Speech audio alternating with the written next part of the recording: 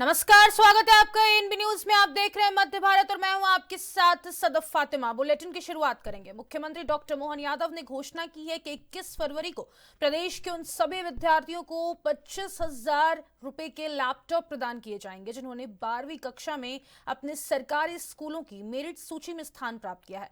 मुख्यमंत्री ने कहा कि मध्य प्रदेश में विकास का कारवां लगातार आगे बढ़ रहा है और इस दिशा में हम प्रधानमंत्री मोदी के नेतृत्व में निरंतर कार्य कर रहे हैं।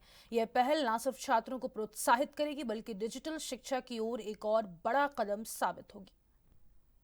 प्रदेश भर के सभी युवा होनहार विद्यार्थी जिन्होंने 12वीं पास करके अपने अपने स्कूल, सरकारी स्कूल में प्रावीण्य सूची में स्थान बनाया, ऐसे सभी बच्चों के लिए मध्य प्रदेश सरकार की ओर से लगभग 25,000 रुपये प्रति लैपटॉप हम 21 तारीख को देने वाले हैं।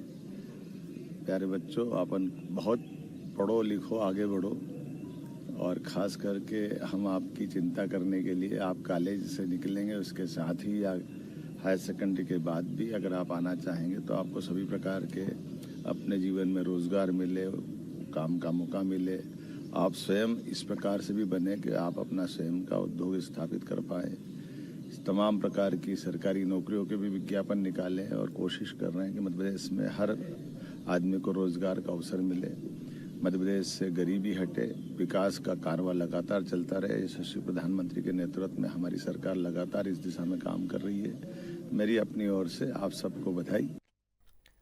पीसीसी चीफ जीतू पटवारी ने मध्य प्रदेश सरकार पर बड़ा हमला करते हुए सरकार को सबसे भ्रष्ट बताया है। वहीं पीसीसी चीफ जीतू पटवारी ने सरकार पर निशाना साधते हुए कहा कि प्रदेश के सभी मंत्री चोर हैं, जिसके कारण चारों तरफ भ्रष्टाचार फैला हुआ है। के खिलाफ क्रिटिसिज्म नहीं कर रहे हैं या कोई उनके खिलाफ विचार है हमारा, इसलिए बयान नहीं दे रहे। हम वस्तु स्थिति बता रहे हैं। टूरिज्म इन्वेस्टर आना चाहिए। हम भी चाहते हैं कि हमारे मध्य प्रदेश को रोजगार मिले, यहाँ लोगों को भरोसा है, फिर प्रदेश हमारा है। और मोहन भैया भी हमारे ही मुख्यमंत्री हैं। हम उनको, मैं विपक्ष का नेता हूँ, कार्यकर्ता हूँ, इसलिए वो मेरे मुख्यमंत्री नहीं होंगे, ऐसा तो नहीं हो सकता है। मैं उनसे आग्रह करता हूँ, ये जब बात कहता हूँ तो मैं हम अपना दायित्व निभाते हैं।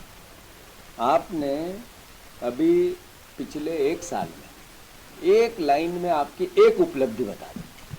एक उपलब्धि मोहन यादव जी बता दे कि ये मेरी एक लाइन में एक उपलब्धि है, नहीं बता पाए, खुद भी नहीं बता पाए। मैं मानता हूँ इन्वेस्टर मीट को लेके हम अभी 1 आध दिन में पूरा लंबी बातें करेंगे, आंकड़ों समेत, सरकार के आंकड़ों समेत, और मोहन यादव जी को, प्रधानमंत्री जी को, और जितने इन्वेस्टर आए थे, जिन्होंने पिछले इन्वेस्टर मीट में जो जो बोला था और वो पूरा नहीं हुआ, उनको सबको चिट्ठी लिख रहा हूँ।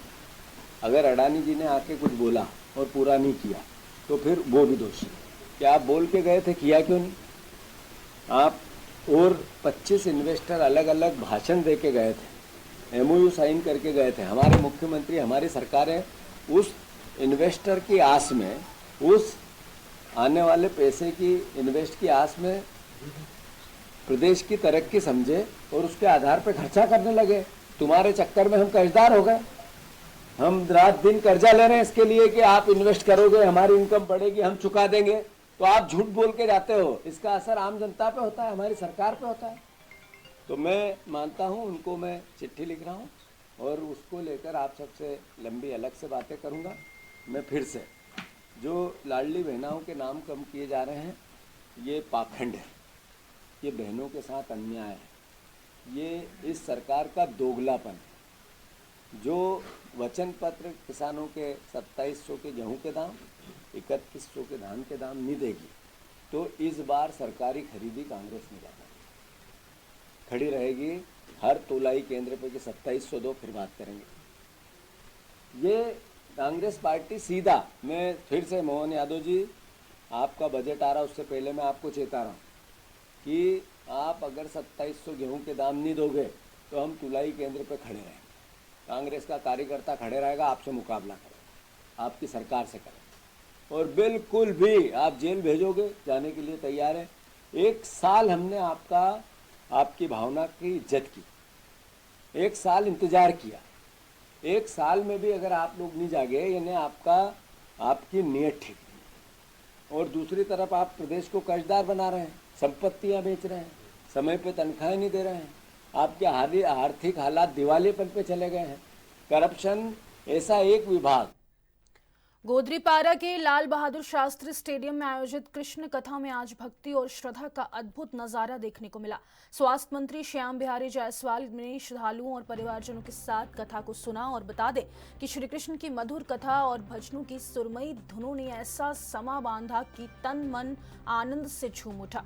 भक्तिभाव में डूबकर स्वास्थ्य मंत्री भी भक्तों के साथ झूमते नजर आए और उन्होंने भगवान श्री कृष्ण से समस्त प्रदेशवासियों पर कृपा बनाए रखने की प्रार्थना की। निश्चय ही ये संगीतमयी संध्या श्रद्धा और आस्था की एक अनमोल झलक थी।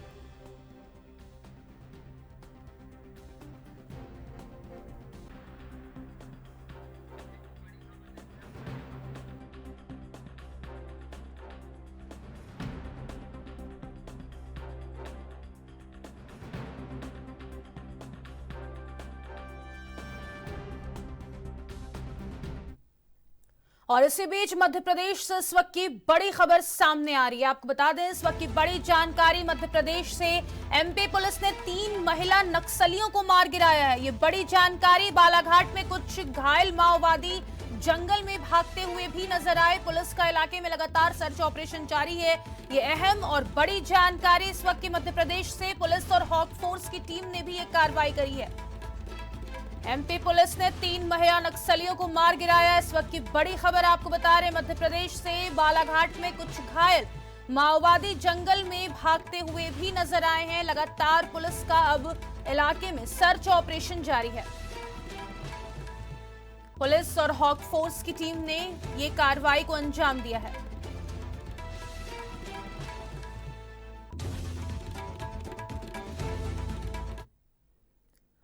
आगे बढ़ेंगे। छत्तीसगढ़ में त्रिस्तरीय पंचायत चुनाव के दूसरे चरण का मतदान 20 फरवरी को होगा। निर्वाचन अधिकारियों के द्वारा मतदान दल को चुनाव सामग्री वितरण कर रवाना किया गया।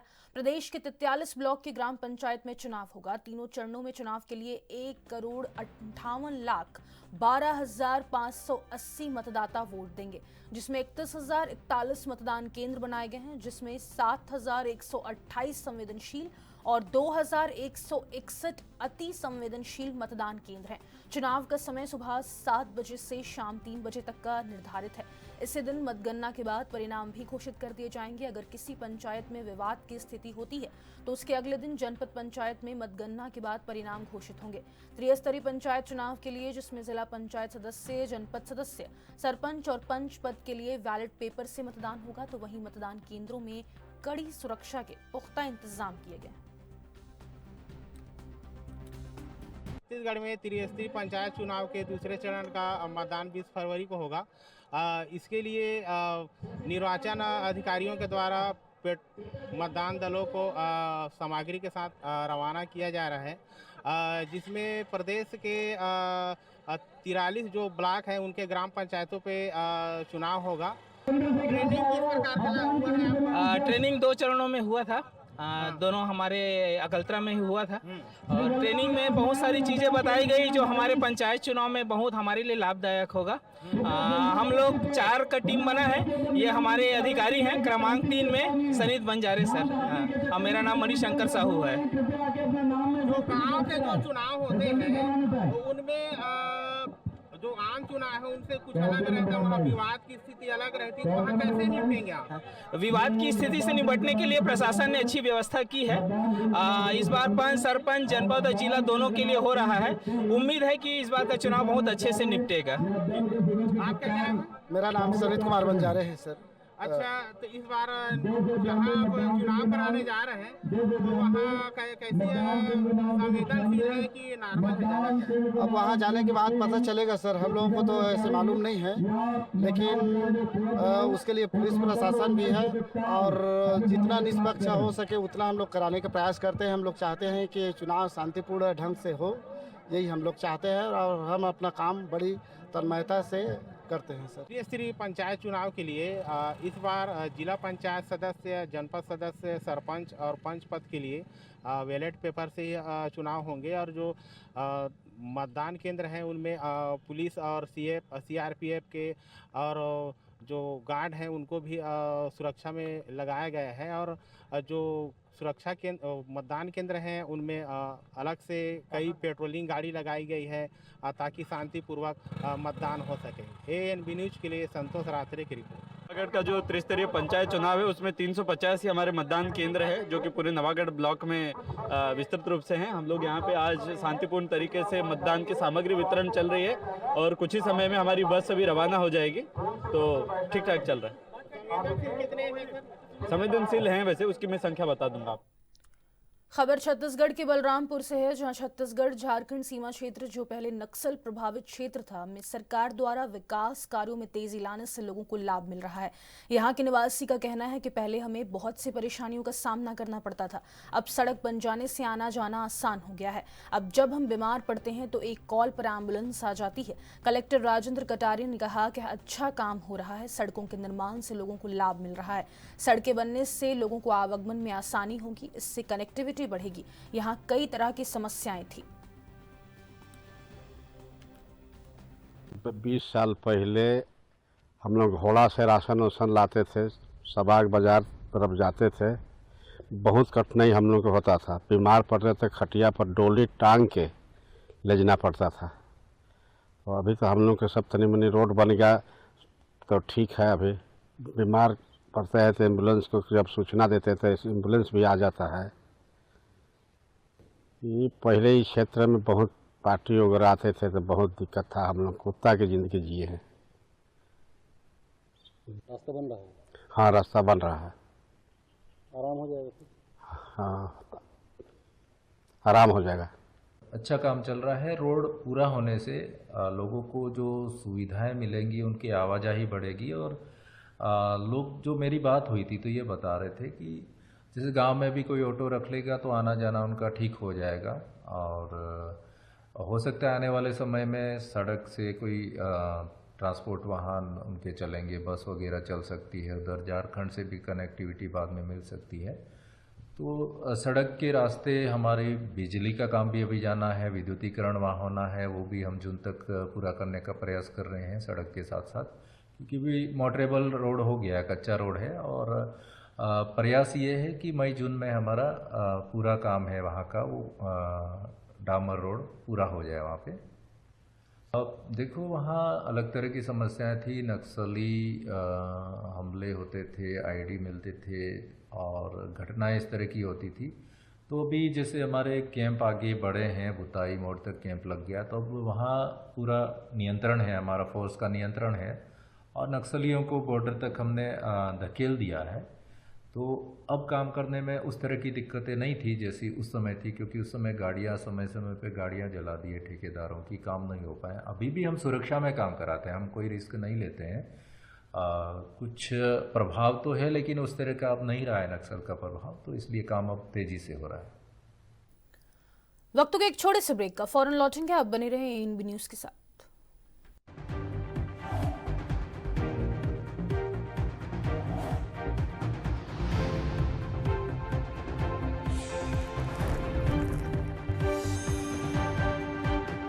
ब्रेक के बाद एक बार फिर से आप सभी का स्वागत है। आगे बढ़ेंगे। पश्चिम बंगाल के मुख्यमंत्री ममता बनर्जी के मृत्यु कुंभ वाले बयान पर जगतगुरु शंकराचार्य स्वामी अवधूतेश्वरानंद सरस्वती महाराज ने कहा कि 300 किलोमीटर लंबा ट्रैफिक जाम था।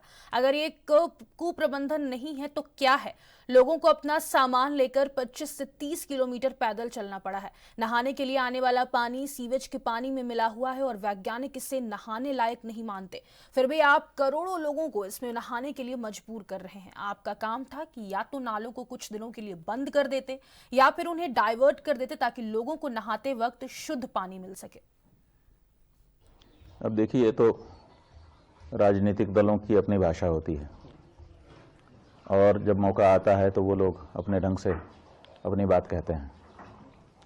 लेकिन एक सनातनी होने के नाते, कुंभ में जाकर लौटे हुए अनुभवी होने के नाते और आप चैनलों के माध्यम से परिस्थितियों को देखने समझने के नाते हम क्या कहना चाहेंगे? आप ये बताइए कि 300 किलोमीटर का जाम लगता है, कुप्रबंधन नहीं है तो क्या है? जो लोग वहाँ पर पहुँचे हैं 25-25, 30-30 किलोमीटर उनको पैदल चलना पड़ता है अपना सामान उठा करके। कुप्रबंधन नहीं है तो क्या है? जो वहाँ पर जल स्नान के लिए धारा आ रही है उसमें मल जल मिला हुआ है गंदे नालों का, स्नान के योग्य उसको वैज्ञानिक लोग नहीं मान रहे हैं, और उसी में आप करोड़ों करोड़ लोगों को नहाने के लिए विवश किए हुए हैं। वो अपनी श्रद्धा से नहा रहे हैं, वो अलग बात है, लेकिन आपका तो काम था कि नालों को थोड़े दिन के लिए या तो रोक देते या तो डाइवर्ट कर देते, ताकि कम से कम स्नान के समय शुद्ध जल उनको धारा का मिल सकता। वो नहीं कर पाए तो इसका मतलब क्या है? इसका मतलब है कि कुप्रबंधन है। आपको पहले से पता था, 6 साल पहले से पता था कि 6 साल के बाद कुंभ आएगा, 12 साल के पहले से पता था कि 12 साल के बाद कुंभ आएगा, तो आपने इस बारे में कोई प्रयास क्यों नहीं किए? तो कुप्रबंधन की तो, और इतने सारे लोग मारे गए। जब पहले से पता था कि लोग आएंगे, इतनी ही जगह हमारे पास है, तो उसकी योजना बनाई जानी चाहिए थी कि नहीं बनाई जानी चाहिए थी? तो जब कुप्रबंधन है और उसको कोई कह दे रहा है तो उसमें हम क्या करेंगे? हम किसी का पक्ष विपक्ष नहीं लेंगे, लेकिन जो सच्चाई है वो तो यही है कि आपको पहले से पता है कि ये हो सकता है, तो उसके बारे में आपको कोई ना कोई योजना बना करके रखनी चाहिए। और सरकारें तो एक योजना नहीं बनाती हैं, योजना एक ए, योजना बी, योजना सी, ऐसे 2-3-4 योजनाएं बना करके रखती हैं कि अगर ये गड़बड़ हुआ तो ये वाली, ये नहीं हुआ तो ये। तो आपको कोई योजनाएं बना के रखनी चाहिए थी, आपने कोई योजना नहीं बताई। और त्रिस्तरीय पंचायत चुनाव के दूसरे चरण के तहत बस्तर जिले के लोहांडीगुड़ा और बस्तर ब्लॉक में गुरुवार को मतदान होगा। मतदान को लेकर तैयारियां पूरी कर ली गई है। बुधवार को ब्लॉक मुख्यालय से दलों को मतदान सामग्री के साथ मतदान केंद्रों के लिए रवाना किया गया। जनपद पंचायत बस्तर में 254 मतदान केंद्र हैं, जिसमें 1,16,422 मतदाता हैं, जबकि लोहांडीगुड़ा जनपद पंचायत क्षेत्र में 159 मतदान केंद्र बनाए गए हैं। यहाँ 55,991 मतदाता मतदान करेंगे। दोनों ही ब्लॉक में सुबह 6 बजे से दोपहर 2 बजे तक मतदान होगा। इसके उपरांत मतगणना की जाएगी। गुरुवार को होने वाले मतदान में कई बड़े नेताओं की साख दांव पर लगी हुई है। हमारे यहाँ लोहांडीगुड़ा जनपद पंचायत क्षेत्र के अंतर्गत टोटल 159 मतदान केंद्र हैं, जिनका अभी रवाना किया जा रहा है। आधे घंटे के अंदर सारी गाड़ियाँ रवाना हो जाएंगी। सर, कुल कितने कर्मचारी हैं और सुरक्षा के भी पुख्ता इंतजाम है? सुरक्षा के पुख्ता इंतजाम किए गए हैं और एक मतदान केंद्र के लिए एक पीठासीन अधिकारी एवं 4 मतदान अधिकारी नियुक्त किए गए हैं। सर, आज ये दल सभी पहुंच जाएंगे? हाँ, आज सभी दल आई थिंक दोपहर 2-3 बजे तक पहुंच जाएंगे। मैक्सिमम 3 बजे तक सभी दल अपने अपने गंतव्य स्थान पर पहुंच जाएंगे। क्या समय रहेगा सर कल मतदान? कल मतदान का समय 6:45 से लेके 2 बजे तक है। पूर्व मुख्यमंत्री शिवराज सिंह चौहान को प्रतिदिन पेड़ लगाने की पहल करते हुए 4 साल पूरे हो गए हैं। उन्होंने इस अवसर पर कहा कि पेड़ लगाना जीवन बचाने जैसा है। शिवराज सिंह ने प्रधानमंत्री मोदी को विजनरी लीडर बताते हुए पर्यावरण संरक्षण की दिशा में उनके योगदान की सराहना की है। उनके इस मुहिम को हरित अभियान के रूप में देखा जा रहा है, जिससे हजारों पेड़ लगाए जा चुके हैं। आज पेड़ लगाते हुए 4 बरस पूरे हो गए। 19 फरवरी 2021 को मैंने संकल्प लिया था कि रोज कम से कम 1 पेड़ जरूर लगाऊंगा और पेड़ लगाने का अभियान चल पड़ा। लेकिन अब रोज 1 पेड़ नहीं, कम से कम 3 तो लगते ही है। लेकिन पेड़ मैं लगाता हूं ये जानने के बाद मैं जहां और जाता हूं वहां भी लोग पेड़ लगाने की तैयारी रखते हैं। पेड़ लगाना यानी पर्यावरण बचाना, पेड़ लगाना यानी धरती बचाना, मिट्टी बचाना, मिट्टी के क्षरण को रोकना। पेड़ लगाना यानी पानी बचाना, पेड़ लगाना यानी जीवन बचाना। और ये संकल्प लगातार अब जन आंदोलन बनता जा रहा है। मेरे साथ अब जिनके जन्मदिन होते हैं वो पेड़ लगाते हैं, कई लोग शादी की वर्षगांठ पर पेड़ लगाते हैं, बच्चों के जन्मदिन पर पेड़ लगाते हैं, या माता पिता की पुण्य स्मृति में पेड़ लगाते हैं। ईश्वर करे जब तक सांस रहे मैं ये अभियान जारी रख सकूं और पर्यावरण बचाने का ये अभियान महाअभियान बने। पर्यावरण बचाने की भारत के कुछ कमिटमेंट है। प्रधानमंत्री नरेंद्र मोदी जी एक विजनरी लीडर हैं जो केवल एक पीढ़ी की नहीं, आने वाली पीढ़ियों का बेहतर भविष्य बने इसका भी सोचते हैं। इसलिए उन्होंने भी आह्वान किया, एक पेड़ मां के नाम। अब पर्यावरण बचाना एक पवित्र उद्देश्य हो गया, एक आंदोलन बन गया है। आइए आप भी मेरे साथ संकल्प लीजिए ना कि रोज भले न लगा सके लेकिन जन्मदिन पर पेड़ जरूर लगाएंगे,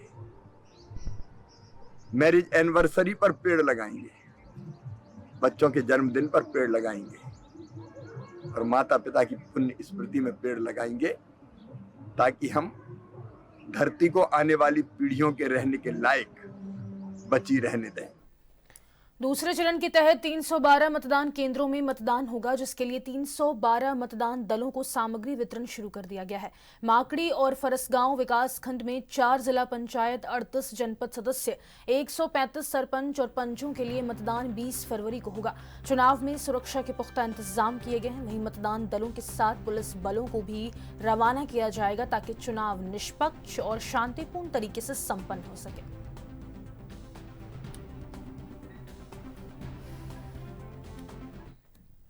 पहले वीडियो में स्कूली छात्र छात्राएं खतरनाक स्टंट करते नजर आ रहे हैं। तेज रफ्तार कार की खिड़की से बाहर निकलकर स्टंट करते हुए नजर आ रहे हैं। यहां तक कि कुछ छात्र शराब की बोतलें लहराते भी दिखे। बताया जा रहा है कि सभी सरगुजा जिले के बतौली के स्वामी आत्मानंद स्कूल के छात्र छात्राएं हैं, जो फेयरवेल पार्टी के बाद अंबिकापुर में स्टंट कर रहे थे। पुलिस ने संज्ञान लेते हुए कार्रवाई भी शुरू कर दी है।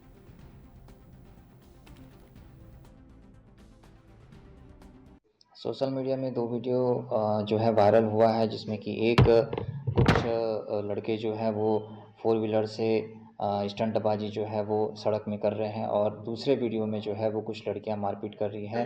सरगुजा पुलिस इसमें संज्ञान लेकर के जो है वो अग्रिम वैधानिक कार्यवाही सुनिश्चित करेगी। दोनों वीडियो कहाँ का बताया जा रहा है, क्या पता चलता है? चूँकि एक वीडियो जो है वो रिंग रोड का है, वो संभव मणिपुर थाना क्षेत्र का हो सकता है, लेकिन जिसकी और भी तस्दीक कराई जा रही है। दूसरा जो वीडियो है वो कोई पार्टी का लग रहा है, ये भी संबंधित किसी होटल या मणिपुर क्षेत्र में भी इसकी भी तस्दीक कराई जा रही है कि वीडियो है। दोनों वीडियो में ही जो है वो पुलिस वैधानिक कार्रवाई सुनिश्चित करेगी। स्कूली छात्रों के साथ साथ छात्राएं भी अब स्टंट कर रही हैं, इस पे क्या कहेंगे? जहाँ कहीं भी संज्ञेय अपराध घटित होगा या सोशल मीडिया के माध्यम से पुलिस को सूचना मिलेगा, पुलिस जो है उसमें अग्रिम वैधानिक कार्रवाई सुनिश्चित करेगी। इस बुलेटिन में फिलहाल के लिए इतना ही। मुझे दीजिए इजाजत। नमस्कार।